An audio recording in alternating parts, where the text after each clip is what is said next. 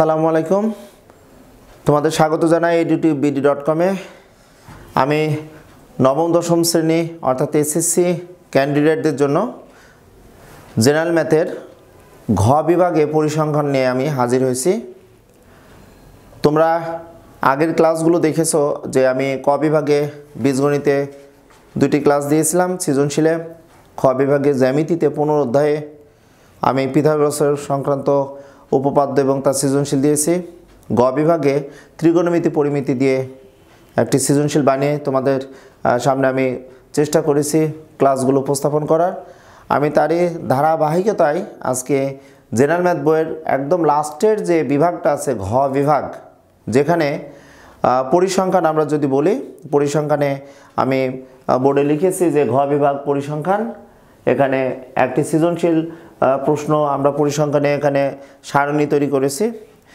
যদিও বা তোমরা বলতে পারো যে স্যার পরিসংখ্যানে আরও অনেক কিছু আলোচনার বিষয় আছে, যেটা তোমরা ক্লাস 6, 7 বা 8-এর ক্লাসগুলো দেখতে পাবে যে ওখানে আমি চেষ্টা করেছি যে পরিসংখ্যান একদম তথ্য উপাত্ত থেকে শুরু করে পরিসংখ্যান কাকে বলে, বা ক্লাস 8-এ তোমরা পরিসংখ্যানে বিশেষ করে ওখানে গড় করে এসেছো বা ওখানে পাইচিত্র করেছো বা ওখানে কিছু সংজ্ঞা ছিল, যেটা দেখো আমি এখানে লিখেছি ক নং প্রশ্নে কেন্দ্রীয় প্রবণতা কাকে বলে, ইয়ার পরিমাপ কয়টি ও কী কী। এটা কিন্তু ক্লাস 8-এও পরিসংখ্যানে ছিল।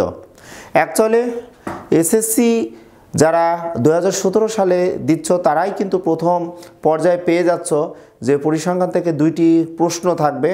আগে কিন্তু পরিসংখ্যানে একটি প্রশ্নই থাকতো আগেকার সিলেবাসে, অর্থাৎ গত 2016 সালে যারা এসএসসি পরীক্ষা দিয়েছো বা টেস্ট পেপার দেখলে তোমরা বুঝতে পারবে যে ওখানে যে পরিসংখ্যানে একটি প্রশ্ন থাকতো, একটি প্রশ্নের উত্তর দিতে হতো।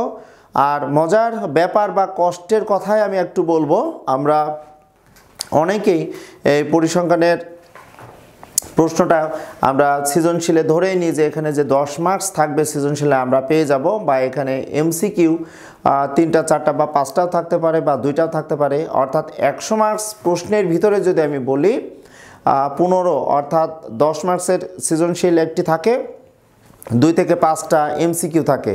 তাহলে এই যে আমাদের 100 মার্কসের ভিতরে 10 থেকে 12 মার্কস বা 15 মার্কস যেটা থাকে, তোমরা অনেকেই আগেই যেহেতু অধ্যায় একটি আছে 17 অনুশীলনী, এখানে তোমরা পরিসংখ্যানটা বারবার করে ফেলো বা তোমরা অনেকটাই একটু চিন্তায় থাকো যে আমরা পরিসংখ্যানে অন্তত আনসার করলে আমরা এখানে 10 মার্কস সৃজনশীলে পাবো।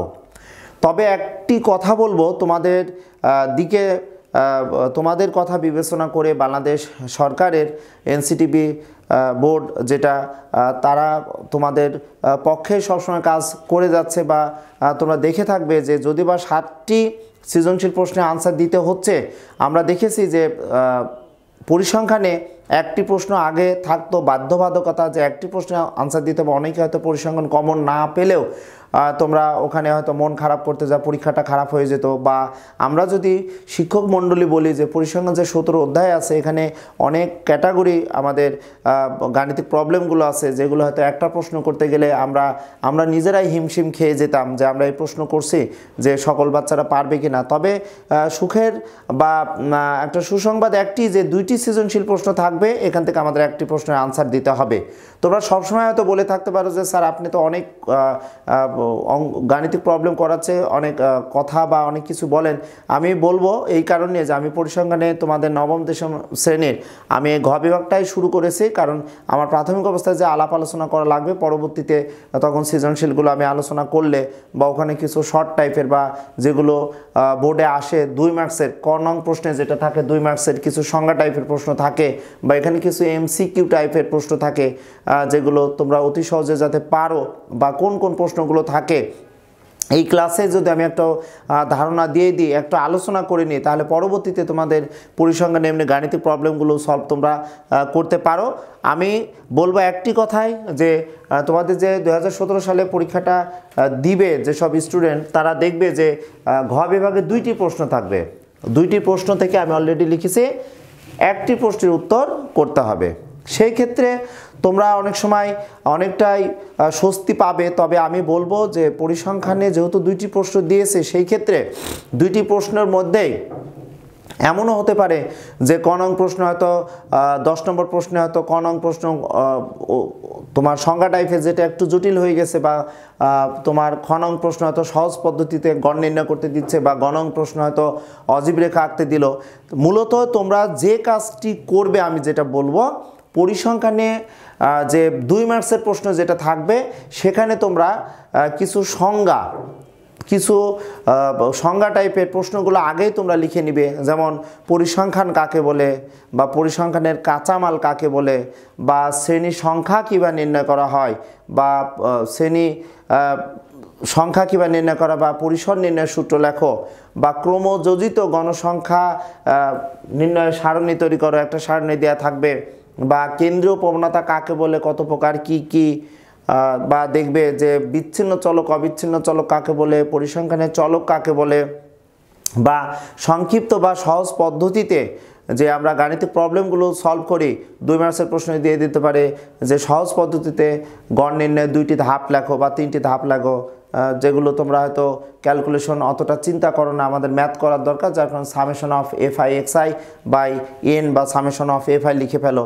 অনেক সময় তোমরা দেখে থাকবে যে কিছু তোমাদের 17 অনুশীলনীতে লেখা আছে সহজ বা সংক্ষিপ্ত পদ্ধতিতে সমাধান নির্ণয়ের ক্ষেত্রে 2টি ধাপ লেখো। এগুলো 2 মার্কসের প্রশ্নে তোমরা অনেক সময় পেয়ে যাবে। আবার দেখবে যে এখানে যেমন লিখেছি মধ্যক ও প্রচুরক নির্ণয় করো, এই উদ্দীপক থেকে মধ্যক বা প্রচুরক নির্ণয় করো। এটা না দিয়ে তোমাদের এই প্রশ্নটায় ক নং প্রশ্ন দিতে পারে যে চলকের পরিচয় সহ, অর্থাৎ আমরা যে প্রচুরক নির্ণয়ের সূত্র লিখি, যে প্রচুরক সমান, যেটা আমি যদি বলি যে প্রচুরক সমান যে আমরা সূত্রটা লিখি, প্রচুরক সমান লিখি L plus F1 by F1 plus F2 into H বা D, যেটা লেখো। হয়তো ক নং প্রশ্নে তোমার দিয়ে দিতে পারে যে প্রচুরক নির্ণয়ের সূত্র লেখো চলকের বর্ণনা সহ, বা চলকের পরিচয় সহ প্রচুরক নির্ণয়ের সূত্রটা লেখো।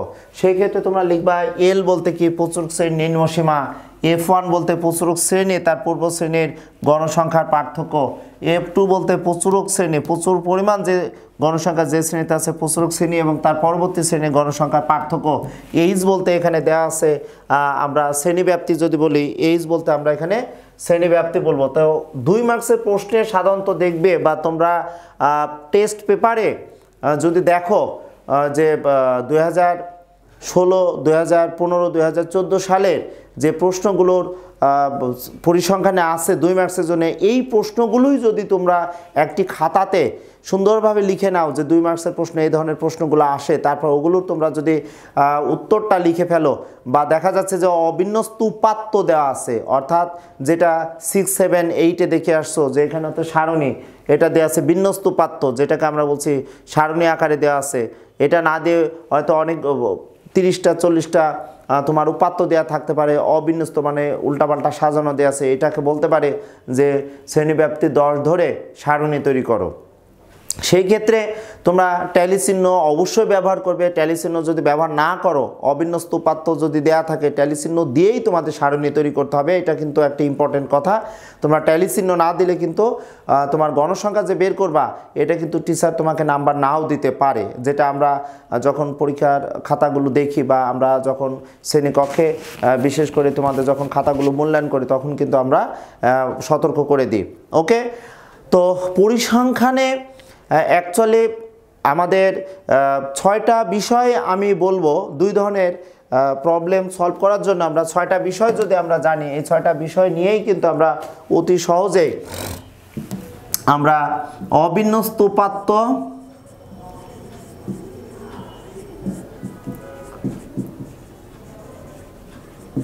অবিন্যস্ত উপাত্তে আমি যদি বলি, অবিন্যস্ত উপাত্ত যদি দেয়া থাকে, অর্থাৎ যে উপাত্তগুলো দেখবে তোমরা দেখবে বলতে 2017-তে যারা পরীক্ষা দিচ্ছ তোমরা টেস্ট পেপারে দেখবে যে বিভিন্ন স্কুলে 2 ধরনের প্রশ্ন, যেমন আমরাই চেষ্টা করি, আমরা এরকম বিন্যস্ত উপাত্তের একটি প্রশ্ন দিয়ে দিয়েছি বা অবিন্যস্ত উপাত্তের একটি প্রশ্ন দিয়েছি। অবিন্যস্ত উপাত্ত থেকে হয়তো আমি বললাম যে শ্রেণীব্যাপ্তি 10 ধরে সারণী তৈরি করো, এরপর বলা হলো সারণী থেকে গড় নির্ণয় করো বা মধ্যক নির্ণয় করো বা প্রচুরক নির্ণয় করো। তাহলে এই অবিন্যস্ত উপাত্তে তোমার সারণী তৈরি করার বিষয়টা এখানে থাকবে। সারণী তৈরি করো, তোমাকে দিয়ে দিল। তারপর হয়তো বলল যে এখানে শ্রেণীব্যাপ্তি 5 ধরে শ্রেণীর সংখ্যা কত নির্ণয় করো। সেই ক্ষেত্রে শ্রেণীর সংখ্যা নির্ণয়ের সূত্র তোমাদের জানা লাগবে যে শ্রেণীর সংখ্যা সমান পরিসর বাই শ্রেণীব্যাপ্তি। পরিসর বলতে আবার আমাদের জানা লাগবে অবিন্যস্ত যে উপাত্ত থাকবে এই উপাত্তগুলো থেকে সর্বোচ্চ উপাত্ত এবং সর্বনিম্ন উপাত্ত ফাইন্ড আউট করে পরিসরের সূত্রটা লিখতে হবে সর্বোচ্চ সংখ্যা বিয়োগ সর্বনিম্ন সংখ্যা যোগ 1। পরিসর নির্ণয়ের ক্ষেত্রে আমাদের লাগবে। তারপর দেখো সারণী থেকে তোমাকে বলতে পারে গড় নির্ণয় করো। গড় বলতে যদি কোনো পদ্ধতি উল্লেখ করা না থাকে, যেমন এই সারণী থেকে যদি বা আমি দিয়েছি সহজ পদ্ধতিতে গড় নির্ণয় করো, এটা না বলে শুধুমাত্র যদি বলতো গড় নির্ণয় করো, তাহলে তোমরা 7-8 যেভাবে করেছিলে যে আমাদের গড় নির্ণয় করতে হলে শ্রেণীর মধ্যবিন্দু আমরা নির্ণয় করে শ্রেণীর মধ্যবিন্দু আর গণসংখ্যা গুণ করে শ্রেণীর মধ্যবিন্দুকে আমরা xi সাফিক্স যেটা আমরা বলছি এবং fi দুইটি গুণ করে মোট আমরা যোগ করার পরে মোট গণসংখ্যা দ্বারা ভাগ করলে আমরা কিন্তু গড় নির্ণয় করতে পারতাম। বা তোমাদের বিশেষ করে এসএসসিতে হয়তো গড় বলবে, তবে ম্যাক্সিমাম ক্ষেত্রে তোমরা দেখবা যে তোমাদের সহজ পদ্ধতি থেকে গড় নির্ণয় করতে বলবে। সারণী তৈরি করো, তারপর সারণী থেকে গড় নির্ণয় করো। এখন সারণী থেকে গড় বা এখানে বলতে পারে মধ্যক বা এখানে বলতে পারে প্রচুরক নির্ণয় করো। এখানে বলতে পারে কি প্রচুরক নির্ণয় করো। দেখো একটু খেয়াল করো, তাহলে অবিন্যস্ত উপাত্ত থাকলে আমাদের সারণী তৈরি করে সেখান থেকে গড় নির্ণয় করতে বলতে পারে। গড় বলতে সহজ বা সংক্ষিপ্ত পদ্ধতি। মধ্যক নির্ণয় করতে বলতে পারে, প্রচুরক নির্ণয় করতে বলতে পারে। ঠিক আছে, প্রচুরক নির্ণয় করো। আবার এখানে যদি আরেকটু জটিল হয়ে যায় যে আমরা যে সারণী তৈরি করেছি এই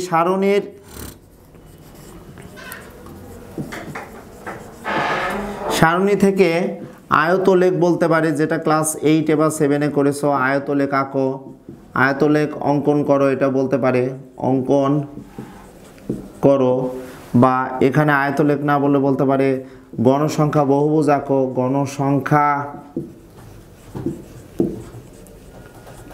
বহুভুজ অঙ্কন করো। বা এখানে বলতে পারে অজীব রেখা আঁকো, অজীব রেখা অঙ্কন করো।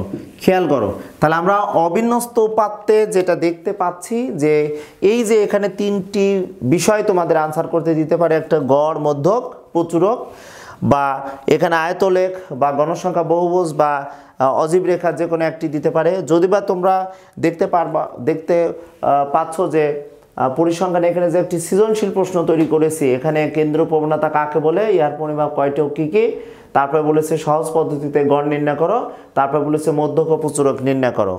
আমি যদি এই গড় নং প্রশ্নটা ক্ষয়ে দিয়ে দিতাম, এখানে আমি হয়তো গড় নির্ণয় করতে দিলাম না। অর্থাৎ আমি যদি এখানে এই গড় নং প্রশ্নটা এইভাবে বলতাম যে গড় নং প্রশ্নে আমি যে কোনো এখানে একটি বিষয় বিশেষ করে তোমাদের অঙ্কন করতে দিতে বলতে পারতাম, তবে দেখবা ম্যাক্সিমাম ক্ষেত্রে এই গণসংখ্যা বহুভুজ এবং অজীব রেখা আসে। আয়তলেখ সাধারণত ক্লাস 8-এ তোমরা করে এসেছো, যার কারণে ক্লাস 8-এ আয়তলেখটা তোমাদের 9-10 এখানে খুব কম দেওয়া হয়। তাহলে বন্ধুরা, বিশেষ করে আমি তোমাদের এই যে পরিসংখ্যানের ক্লাসটা আজকে নিয়ে হাজির হয়েছে, একটি সৃজনশীল প্রশ্ন লিখেছি। এখানে পরিসংখ্যানে অনুরোধ করব যে তোমরা বারবার যে টেস্ট পেপারে যে প্রশ্নগুলো আছে বা মেন বইয়ের কিছু প্রশ্ন আছে, কিছু প্রশ্ন বলতে এখানে আসলে তো কয়েকটা গাণিতিক প্রবলেম আছে যেগুলো আসলে একটু ব্যতিক্রম লাগে। যে দেখবা যারা 2017 সালে পরীক্ষা দিচ্ছ তারা দেখবে যে উদাহরণ 10-11 মধ্যক নির্ণয় করতে বলেছে, ওখানে কিন্তু কোনো সারণী দেওয়া নাই, অর্থাৎ শ্রেণী ব্যাপ্তি দেওয়া নাই। এই দুইটি গাণিতিক প্রবলেম তোমরা দেখবা যে খুবই ইম্পর্টেন্ট এবং জটিল টাইপের, যেখানে আমরা যদি এখন মধ্যক নির্ণয় করি, মধ্যক নির্ণয় করতে গেলে আমরা পেয়ে যাব যে সারণী লাগে L1 এর অর্থ কী। কিন্তু তোমরা দেখে থাকবে যে 17 অনুশীলনীতে উদাহরণ 10 এবং 11 দুইটি গাণিতিক প্রবলেম আছে উদাহরণে, যেখানে গড় নির্ণয় করতে বলেছে, সেখানে মধ্যক নির্ণয় করতে বলেছে। আবার দেখো অবিন্যস্ত উপাত্তে আমরা মধ্যক নির্ণয় করতে দিতে পারে বা প্রচুরক নির্ণয় করতে দিতে পারে।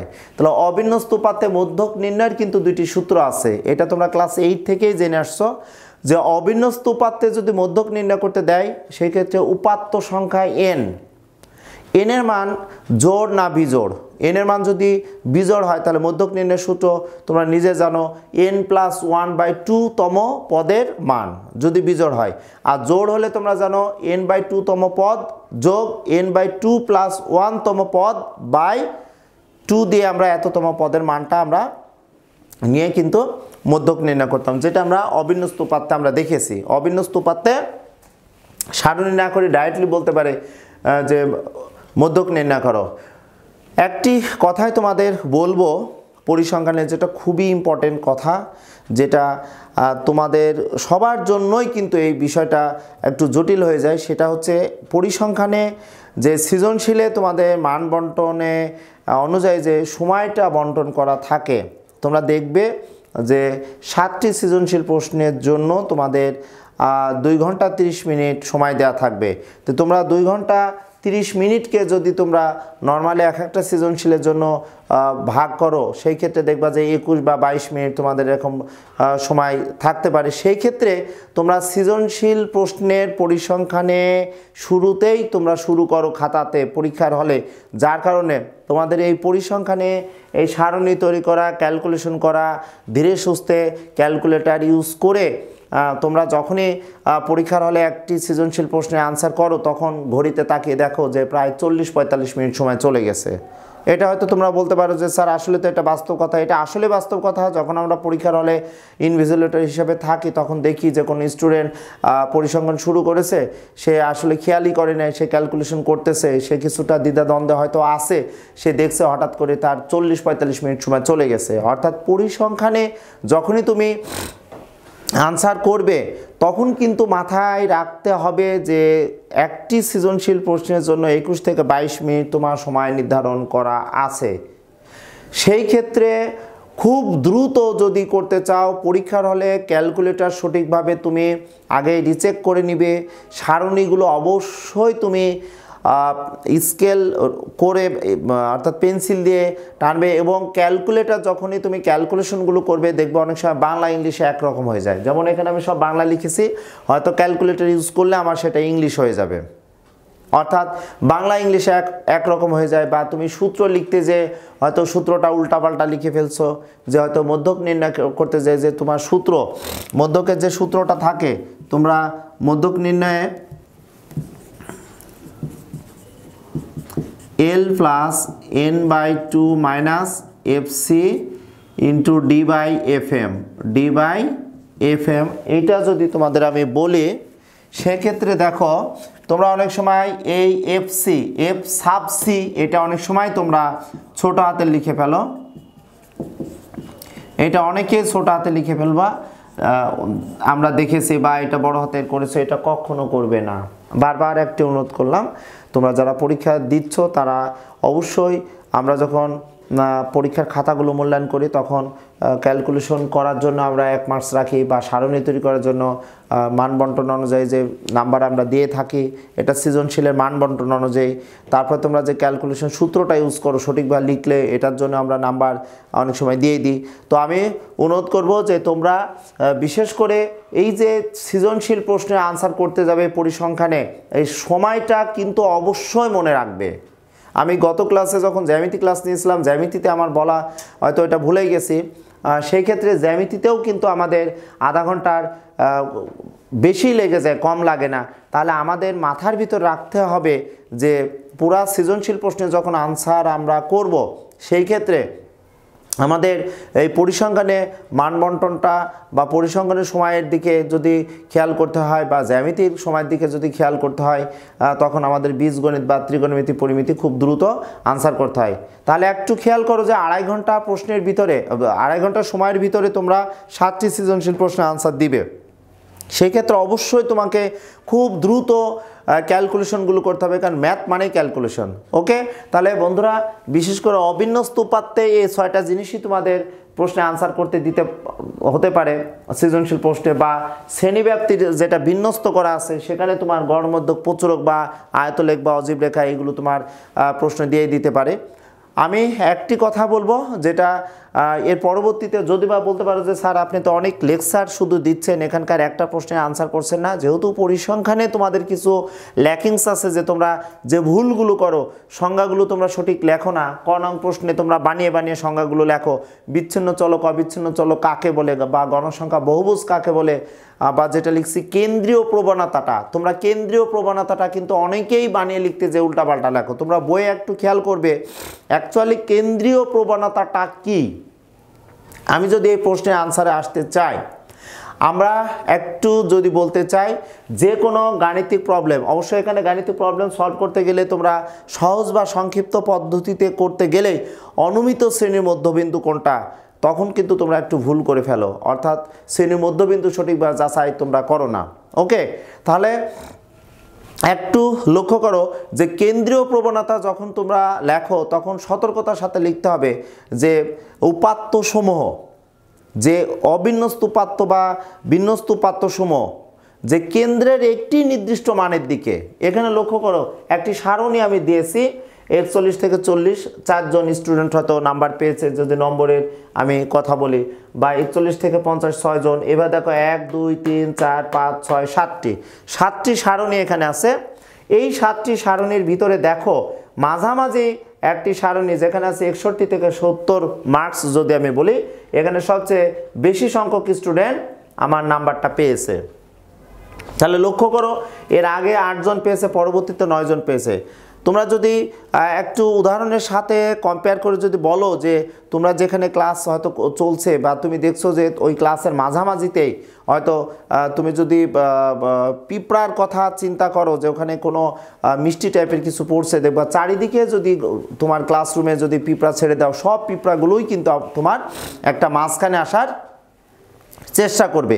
এই যে কেন্দ্রের দিকে এখানে দেখো সারণীতেও তো দেখো, আমি যদি 7টি সারণী এখানে দেখাচ্ছি যে শ্রেণী দেখাচ্ছি, এই সারণীতে দেখো যে কেন্দ্রের মান বলতে মাঝামাঝি, অর্থাৎ মাঝামাঝি শ্রেণীতে 61 থেকে 70 নম্বরের ভিতরে, এই নম্বরের ভিতরে ম্যাক্সিমাম স্টুডেন্ট পেয়েছে, অর্থাৎ 12 জন স্টুডেন্ট 61 থেকে 70 নম্বর পেয়েছে।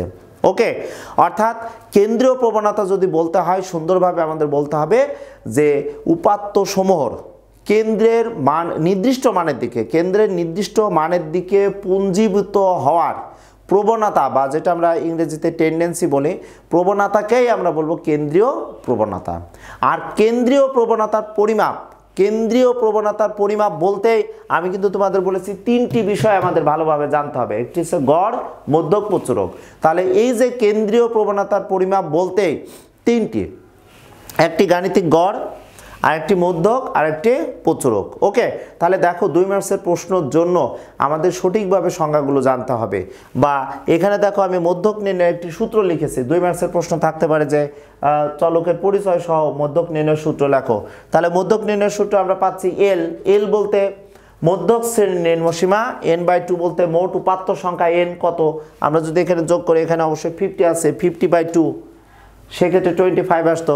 আর এফসি বলতে মধ্যক শ্রেণীর পূর্বের যোজিত গণসংখ্যা, তো মধ্যক শ্রেণী বের করতে হলে অবশ্যই ক্রমযোজিত গণসংখ্যা আমার লাগবে।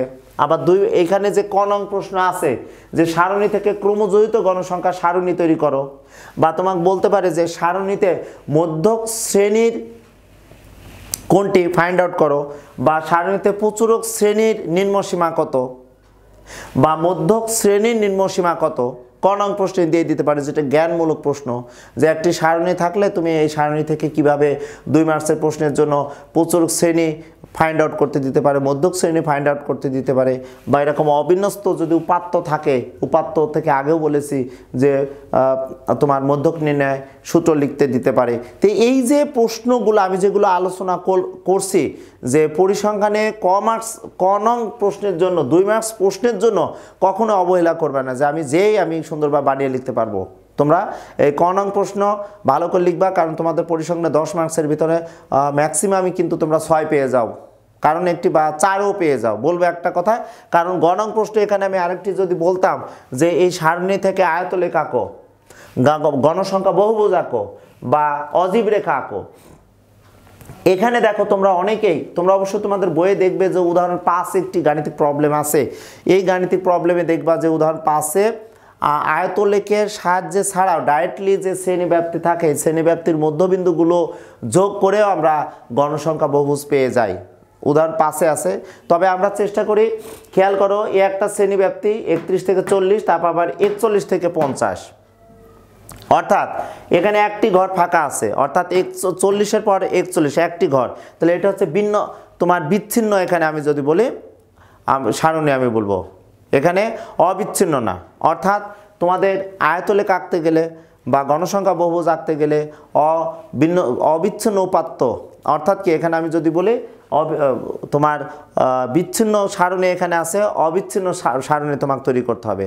অর্থাৎ এই শ্রেণীর উচ্চসীমা এই শ্রেণীর নিম্নসীমা এক হতে হবে, আবার এই শ্রেণীর উচ্চসীমা এই শ্রেণীর নিম্নসীমা একই হতে হবে। অর্থাৎ তোমাদের এই যে সতর্কতা বাণী আমি একটি বলছি যে বিশেষ করে আয়তলেখ বা গণসংখ্যা বহুভুজ আঁকতে গিয়ে বা তোমাদের দেখবা যে এখানে শুরু হয়েছে 31 থেকে 40, আমরা আয়তলেখ আঁকার সময় তোমার 0 থেকে 31 পর্যন্ত ভাঙা চিহ্নটা আমরা ব্যবহার করি, কিন্তু লেখার সময় আমরা লিখি না। অবশ্যই তোমাদের লিখতে হবে যে 0 থেকে 31 পর্যন্ত ভাঙা চিহ্ন দ্বারা অন্য অন্য ঘরগুলো আছে বোঝানো হয়েছে, বা ভাঙা চিহ্ন দ্বারা অন্য অন্য ঘরগুলো এখানে আছে বলতে আমরা গ্রাফে যেটা লিখি ওটা আমরা সুন্দরভাবে লিখে দেব। ওকে, তাহলে বন্ধুরা, বিশেষ করে তোমরা আজকে এই ক্লাসটা আমি অলরেডি কর্ণাঙ্ক প্রশ্নের উত্তর বলেই দিয়েছি, আবার মধ্যক প্রচুরকের 2টা সূত্র আমি লিখেও দিয়েছি। আজকে নেক্সট ক্লাসে আমি চেষ্টা করব তোমাদের অ্যাকচুয়ালি আয়তলেখ বা গণসংখ্যা বহুভুজ বা এখানে যেটা অজীব রেখা আছে, অজীব রেখা বলতে আমরা ক্রমযোজিত গণসংখ্যার লেখচিত্র বলবো। অর্থাৎ এই সারণী থেকে ক্রমযোজিত গণসংখ্যা বের করে নিতে হবে। আর অজীব রেখা আঁকতে হলে অবশ্যই ওএক্স বরাবর প্রত্যেক শ্রেণীর উচ্চ সীমা থেকে শুরু করতে হবে। তোমরা অনেকেই ভুল করো, গ্রাফ পেপারে দেখো বা গ্রাফ পেপারে যেটা তোমাদের স্কেল লেখার ব্যাপারটা আছে, কলম দিয়ে তোমরা স্কেল লিখবে যে এক্স অক্ষ বরাবর প্রতি 1 বর্গ গড় সমান 2 একক, বা ওয়াই অক্ষ বরাবর তুমি গণসংখ্যা বহুভুজ ধরছো, বা এক্স অক্ষ বরাবর তুমি হয়তো লিখছো যে শ্রেণী ব্যাপ্তি ধরছো। এগুলো কিন্তু তোমরা ক্লিয়ারলিভাবে তোমরা লেখার চেষ্টা করবা।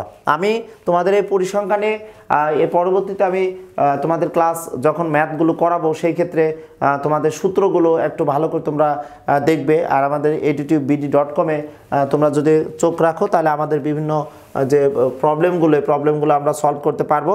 তাহলে অলরেডি আমি কিন্তু দেখো এখানে মধ্যক নির্ণয় সূত্র লিখেছি, আগে প্রচুরক নির্ণয় সূত্র লিখেছিলাম। তাহলে এখানে যদি সংক্ষিপ্ত পদ্ধতিতে গড় নির্ণয় যে সূত্রটা আছে, সংক্ষিপ্ত পদ্ধতিতে এই সংক্ষিপ্ত পদ্ধতিতে গড় নির্ণয়ের সূত্রটা আমি যদি একটু লিখতে চাই, তাহলে দেখো সংক্ষিপ্ত পদ্ধতিতে গড় আমি যদি বলি এক্স বার, তাহলে আমরা পাবো এ প্লাস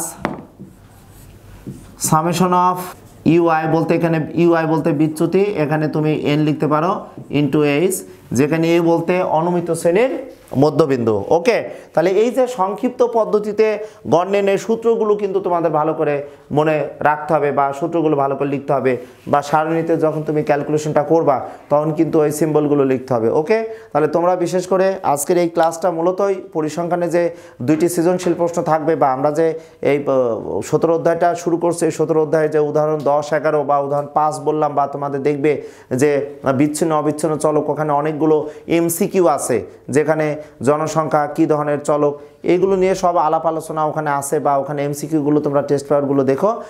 তোমরা পরবর্তীতে আমাদের এই পরিসংখ্যানে যখন গাণিতিক প্রবলেমগুলো করব, যদি বা আজকে আমি একটি সৃজনশীল লিখেছি, অলরেডি কিছু আলোচনা করেছি, এবং আয়তলেখ আঁকার সময় যখন তোমরা আয়তলেখ করবা বা এখানে অজীব রেখা করবা, তখন গ্রাফ পেপারটা গ্রাফ বোর্ডের মাধ্যমে দেখালে তোমরা অনেকটা উপকার হবে। তোমাদের শুভকামনায় আজকে আমি ক্লাস শেষ করছি। আল্লাহ হাফেজ।